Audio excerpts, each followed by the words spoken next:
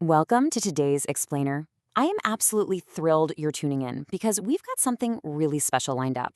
We are diving straight into the ultimate cultural product design plan. And let me tell you, if your goal is to completely blow away your lecturer and score absolute top marks for your cultural product assignment, you are in the right place. We're calling this project the Oxbridge Cultural Experience, an interactive journey through British prestige. Our mission here is to design a spatial exhibition, an infographic poster series brought to life that perfectly captures the sheer weight of UK academic excellence. So let's step inside. Think of this agenda as the actual floor plan for our exhibition. We're going to start with the broader British education heritage, then walk through three scientifically arranged, distinct functional zones: the Oxford Heritage Corner, the Cambridge Innovation Corner, and the Interactive Hub, before finally wrapping up with a look at the future vision.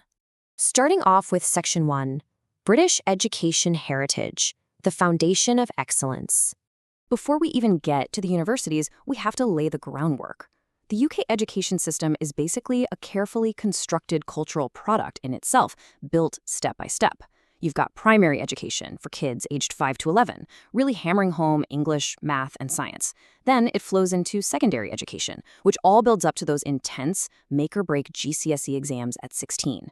And right after that, a huge fork in the road. Students can either dive into highly academic A-levels or shift gears into hands-on practical apprenticeships.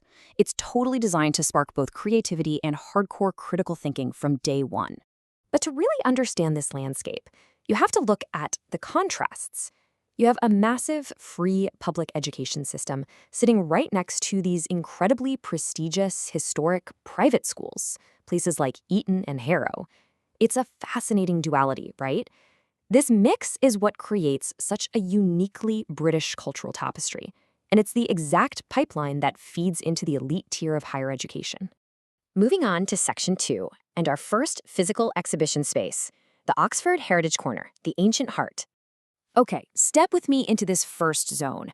Visually, we want to completely anchor the viewer in history by showcasing the stunning Radcliffe camera and the iconic Bodleian Library. The vibe is instantly established. Founded way back in 1096, Oxford isn't just an old school. It is literally the oldest seat of learning in the English-speaking world.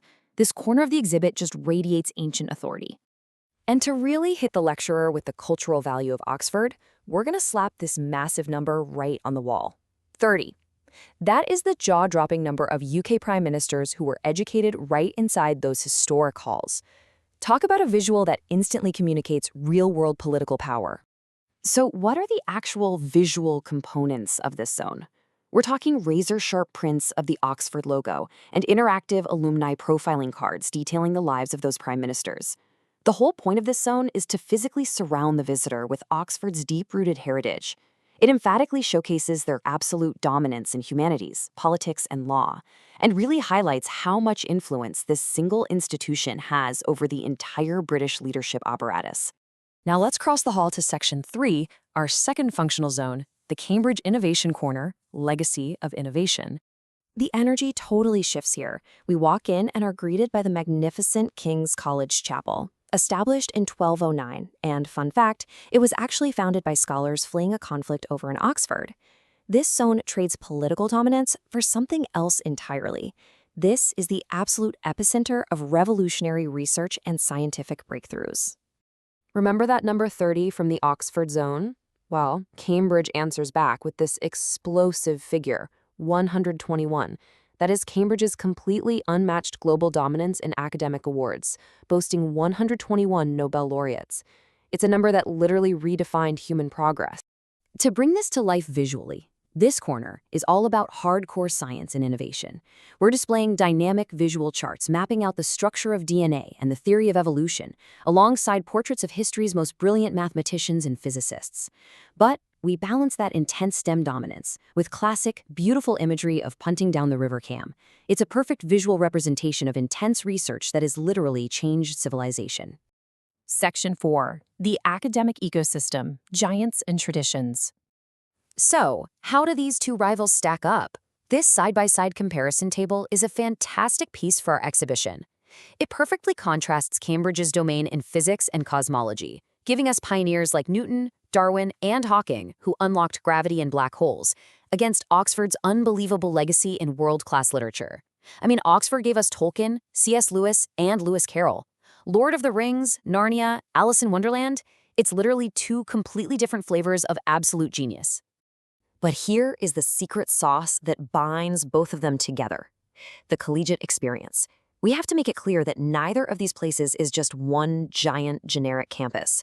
They are intricate networks of autonomous, self-governing colleges. It's a highly personalized, deeply iconic way of student life. Let's break down exactly what makes this environment so unique. You've got 39 of these autonomous colleges in Oxford and 31 in Cambridge. But the real magic? It's the mentorship. Oxford calls them tutorials, Cambridge calls them supervisions, but they are essentially tiny, intense one-on-one or one-on-two masterclasses with some of the smartest faculty on Earth. Combine that academic rigor with the aesthetic of vintage cycling commutes and the legendary, fierce rivalry of the world-famous boat race that started back in 1829, and you've got an ecosystem perfectly designed to forge brilliant minds. Which brings us to Section 5, the third and final physical zone of our cultural product design: the interactive hub. We want to guarantee top marks for engagement, right? So this area is all about active audience participation. We're seamlessly blending ancient architectural heritage with modern tech by integrating QR codes right into the exhibits. Imagine the visitor walking up and scanning a code that asks, "Which Oxbridge University suits your personality?" It totally breaks the fourth wall. It instantly personalizes the whole experience, making this centuries-old rivalry fun and relevant to whoever is taking the tour. And the hub is packed with features. We've got visual sticker surveys for real-time crowd feedback, a really dynamic 3-minute screening of what modern student life is actually like, and, this is a crucial touch for the assignment, an automated audio guide recorded in a flawless native British RP accent, providing that crisp British accent audio file for visitors to listen to as they walk through the zones, ensures they get a truly immersive, vivid taste of authentic UK culture. Finally, Section 6, Future Vision, the Modern Legacy. To wrap up our design plan, we have to show that this system isn't just stuck in the past. The British education product is constantly evolving. It really kicked off with the systemic reforms of the 1944 Education Act, and today there is a massive push towards equality, inclusion, and true global accessibility. We're seeing heavy tech integration in classrooms and a society-wide focus on lifelong learning. Yet, through all of this rapid modernization, Oxford remains these living, breathing symbols of civilization and academic autonomy. As visitors prepare to leave the exhibition, we leave them with this profound thought from John Dewey. Education is not preparation for life. Education is life itself. It perfectly sums up the core philosophy of our entire design. It's not just about passing a test. It is a continuous, lived experience. And that brings us to the end of our explainer, leaving you with one final question. By walking through these meticulously designed zones of heritage, scientific innovation, and interactive engagement, how will this cultural product inspire the next generation to leave their own mark on the world? Think about the immense power of translating centuries of academic prestige into an interactive, physical space. I hope this blueprint helps you completely crush that cultural product assignment. Thanks so much for joining me, and until next time, keep exploring.